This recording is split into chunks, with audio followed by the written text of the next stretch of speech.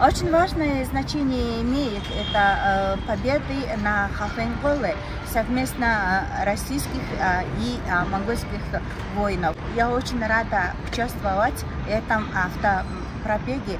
Я люблю русский язык и Россию. Завтра у нас стартует автопробег в честь победы в Халхин-Голе. Международный автопробег «Дорогами отцов» стартовал 7 августа 2024 года от памятника Георгия Константиновича Жукова. Пробег приурочен к 85-летию победы на реке Халхин-Гол. В 1939 году советско-монгольские войска держали над японскими захватчиками победу, которая сыграла весомую роль для исхода всей Второй мировой войны. Памятная дата имеет большое значение для России и Монголии. Стартовал автопробег от памятника Георгию Жукову на Манежной площади и завершится в Монголии, в поселке Сумбер, где находилась ставка будущего маршала Георгия Константиновича. Стоит отметить, что именно за победу на Халхин-Голе Жуков получил свою первую звезду Героя Советского Союза. Участники автопробега начали собираться в Бурятии за несколько дней до путешествия. На самолете мы прибыли в Москву и сразу приступили к своей работе. В первый день до начала автопробега мы посетили Алмазный фонд, затем показали монгольской делегации Александровский сад и главную достопримечательность нашей столицы – Красную площадь. В 13:30 состоялось возложение цветов к могиле неизвестного солдата вместе с главой Бурятии Алексеем Самбуевичем Цыденовым. После чего был дан официальный старт нашему автопробегу.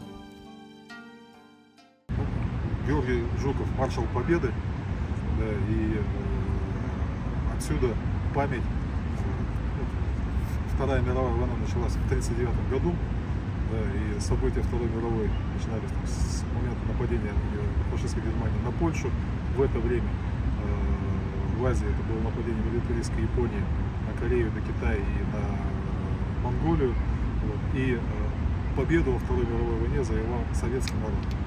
Да, и в Берлин вошла советская армия, и победа над Гитлером стала возможна только благодаря советскому народу, которому в том числе и помогал Монголия, народ Монголии. Поэтому отсюда, от стен Кремля, от Вечного огня, от памятника неизвестному солдату, от памятника маршалу Победы Георгию Константиновичу Жукову, и начинается этот пробег нашей дорогой памяти. И мне кажется, это закономерно, это правильно, что именно отсюда. Перед отбытием из Москвы в рамках проекта необходимо показать коллегам главные достопримечательности нашей столицы. Автопробег – это дань памяти и уважения подвигам солдат, но он имеет и большое политическое значение для развития современных российско-монгольских отношений, в том числе и в сфере туризма. Сразу после старта состоялось первое свидание монгольской делегации с Москвой-Сити, с одним из символов нашей столицы.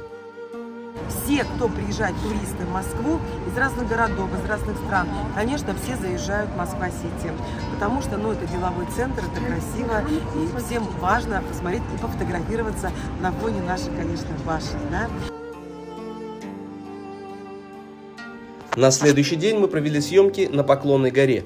Побывали в самом патриотичном парке нашей страны. Монгольские журналисты удивились просторами парка, необычным воздухом и обрадовались, увидев монумент по дорогам войны. Ведь это дар монгольского народа к 70-летию победы в Великой Отечественной войне.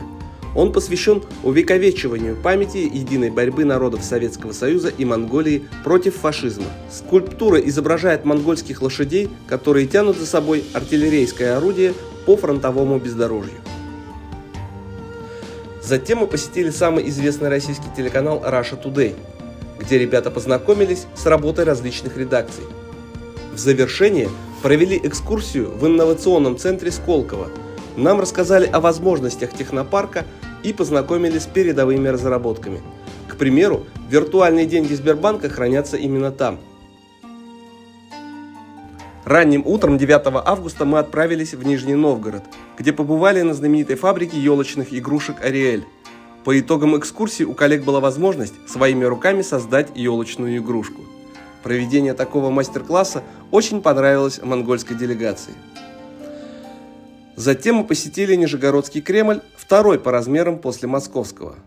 Также полюбовались пейзажами с Чкаловской лестницы на Волгу, сфотографировались и отправились на Стрелку, где у памятника Александру Невскому и завершили наше знакомство с Нижним Новгородом. Следующий город на пути нашего маршрута – Казань. В Республике Татарстан мы работали целых 2 дня. Казань встретила нас проливными дождями, но, несмотря на это, оставила очень положительные впечатления у монгольской делегации. В Казанском Кремле мы посетили мечеть Кул-Шариф и православный Благовещенский собор Казанского Кремля.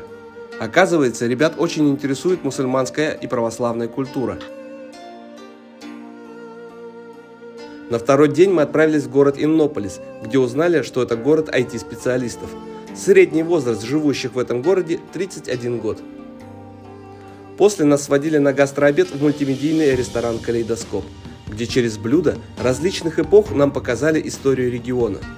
В завершении провели съемки на территории центра семьи Казан, которую спроектировал наш бурятский скульптор Дашин Амдаков. Это коротко об объектах, которые нам представили российские регионы, как визитные карточки для монгольских журналистов, блогеров и ученых. Дальше на пути следования нас ждет Екатеринбург, Новосибирск, Красноярск, Иркутск, Улан-Удэ. Затем уже монгольские города – Сухэ-Батор, Улан-Батор, Чойбалсан и поселок Сумбэр.